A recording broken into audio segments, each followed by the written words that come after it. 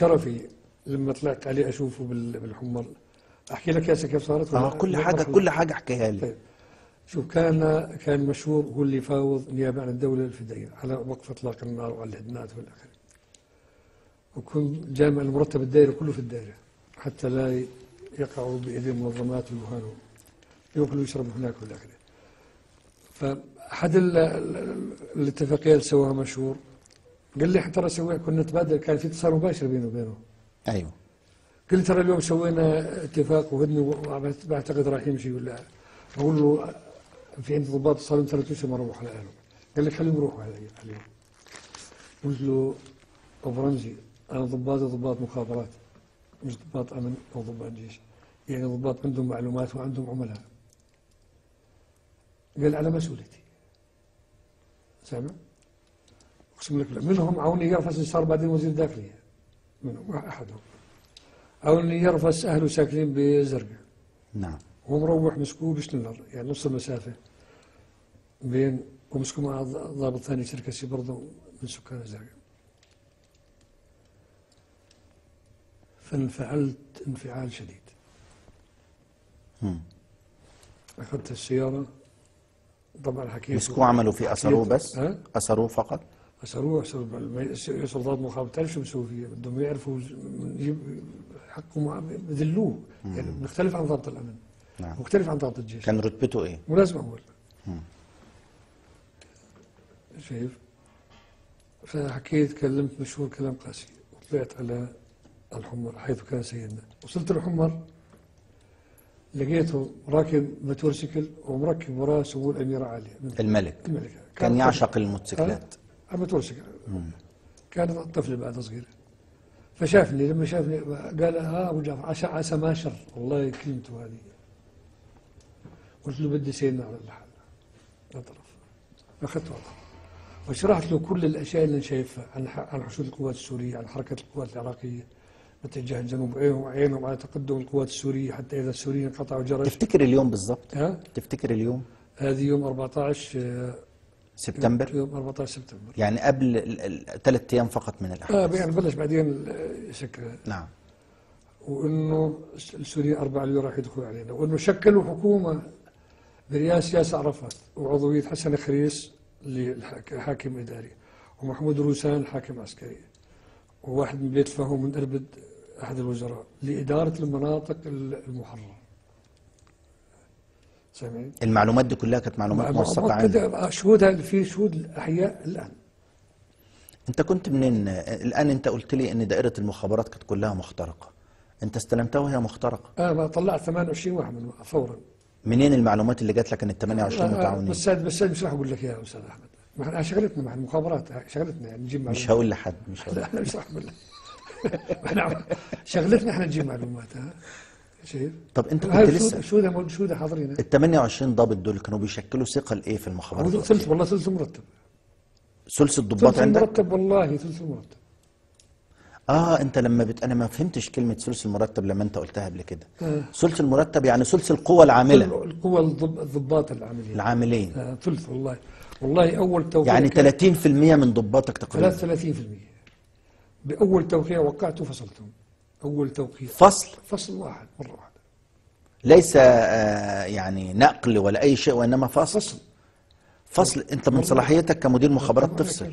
صلاحيتي انا معلومه. طب صلاحيتك تفصل؟ انت الان لما تفصل ضابط لازم يبقى عندك معلومات موثقه. لا عندي معلومات موثقه، انا ما فصلت تجنيا او ظلما نهائيا. بعدين في اصول كتبنا لرئاسه الوزراء، ورئاسه الوزراء وافقت ورفعناها للديوان، صدرت اراده في حاله التقاعد. انت تعينت في اول سبتمبر، القرار ده امتى خدته؟ خدته اول يوم تعينت. يعني معنى كده ان عندك معلومات مسبقه؟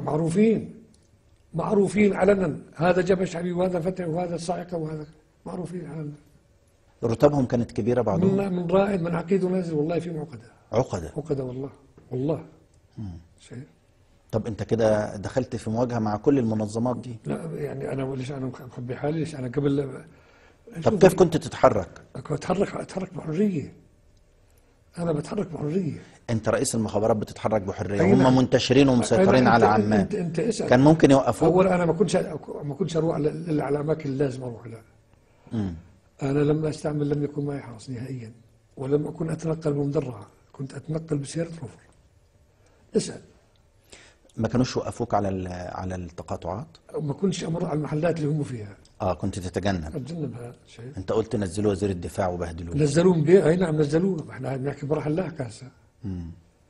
هسه بنحكي مراحل لاحقة. لما أخذت القرار بإقالة الضباط هؤلاء، الملك كان على علم؟ لم يستشر، لما هذا شغلتي أنا، مسؤوليتي سلم، أنا مسؤوليتي. ومعروف إنه كان دائرة معروف، مش دائرة مخترقة، والله هي بيوت مخترقة.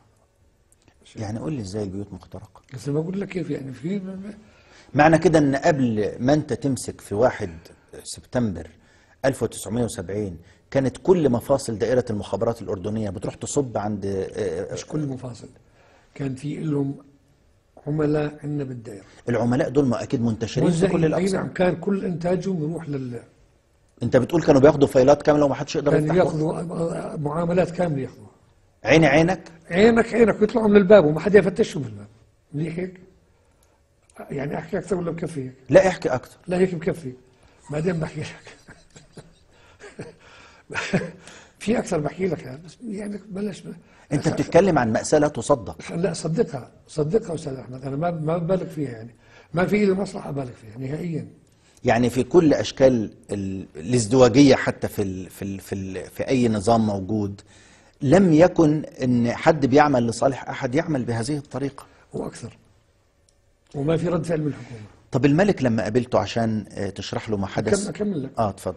أول ما قلت له أنت الملك ما كانش عنده علم طيب بالتطور؟ عالم، والدنيا مخبوصة، والملك يعني الملك كان كل إقامته بمنطقة الحمر وحواليها. أنت منك لمين؟ مين اللي فوقك؟ رئيس الحكومة ولا الملك؟ لا فوق هي نظريا برئيس وزراء، لكن رسميا بالملك.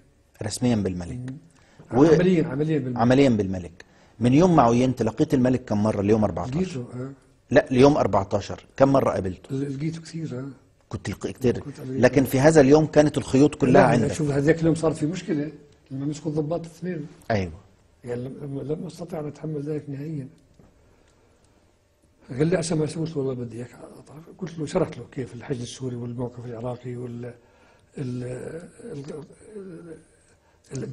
الجمعية الخليجية راح تعلن اضراب عام يوم 17، الحكومة المؤقتة برئاسة ياسر عرفات والحاكم العسكري والحاكم الإداري لإدارة المناطق المحررة. حكيت له بالكامل. طب احكي لنا كمان. قلت له ان الحكومة القوات العراقية كان حردان تكريتي وصالح حميدي عماش مقيمين هون، انسحبوا من منطقة الرمثة باتجاه الزرقاء حتى يفسحوا مجال للقوات السورية تدخل. مقيمين بعلمكم وانتم عارفين؟ عارفينهم. لا هم مقيمين بشكل معلن ولا معلن على عينك. اقول لك مرة اجى رئيس اليمن الجنوبي هذا علي عبد الله، مش على الثاني الجنوبي علي ناصر اجى هو استقر بعمان، استقر بجبل عمان، الله وكيلك، باوتيل عينك. عشان يدير العمليات. والله العظيم شرف. ولا اورجيك اليوم قبل ما تروح اورجيك الاوتيل اللي كان فيه. شايف؟ ومقابل قياده يا رجل، يعني شيء لا يصدق. هو طبعا وقتها ما كانش رئيس، كان عضو قياده. ولما كان مقيم عندنا هنا. يعني كان في تنسيق يمني جنوبي عراقي سوري. كان في، بعرف انه كان في هذا كان موجود، وكان يتصل مباشره بالديمقراطي والجبهه الشعبيه يعني. شايف؟ المهم قلت له ترى صار معنا يعني. الملك رد فعله كان ايه؟ انا لاحظت. هكمل لك شو حكيت له. اقول لك شو رد فعله. طب قول لي. قلت له انت سلمتني اهم منصب بالدوله، ويجب ان اكون شريفا معك. يا جلال سيدنا، بعد كل اللي حكيت لك اياه، انت اللي بيبقى لديك ملي مربع واحد تتراجع له. اذا كان جلال سيدنا بيعتقد انه لديه فسحه ليناول، يريحني، ليس هذا الوقت الذي استطيع اخدمك فيه. اذا سيدنا قرر انه يضرب، اعطاه يمينك. قال لي استنى لا تروح. كان ابو شاكر عينه علينا. سيدنا انفعل بشكل. اجى قال لي ابو شاكر ناصر بن جميل. ابو شاكر زيد بن شاكر. قلت له اساله شو قلت له. اساله شو قلت له. وبعدين نادى مضر، طلعت انا وياه مضر تحت شجرة صغيرة، الحمر كانت بعد شجرة فلفل. مضر كان استقال من رئاسة المخابرات وما بيعملش حاجة. لا، كان معين بالديوان أمين عام الديوان. أمين عام الديوان. فبلش السيد نايب يبحث بجد عن الحكومة العسكرية، يعني قرر إعلان حكومة عسكرية، حسم أمره، والدخول في مواجهة وحسم الأمور. لكن وقال تحملت ما لم يتحمله أحد، والله إنه صحيح، وقالها في مذكراته. هذا اللي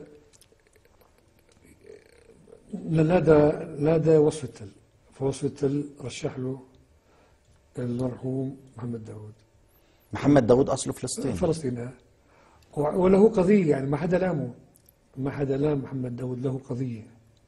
في الحلقة القادمة أكمل معك من هذا المفصل الهام في تاريخ الأردن والمنطقة، قرار الملك حسين بتشكيل حكومة عسكرية والدخول في مواجهة لحسم الأمر على الساحة الأردنية. شكرا جزيلا لك. أشكرك أستاذ أحمد. كما أشكركم مشاهدينا الكرام على حسن متابعتكم. في الحلقة القادمة إن شاء الله نواصل الاستماع إلى شهادة الفريق الركن نذير رشيد، مدير المخابرات الأردنية العامة الأسبق ووزير الداخلية. في الختام أنقل لكم تحيات فريق البرنامج، وهذا أحمد منصور يحييكم، والسلام عليكم ورحمة الله وبركاته.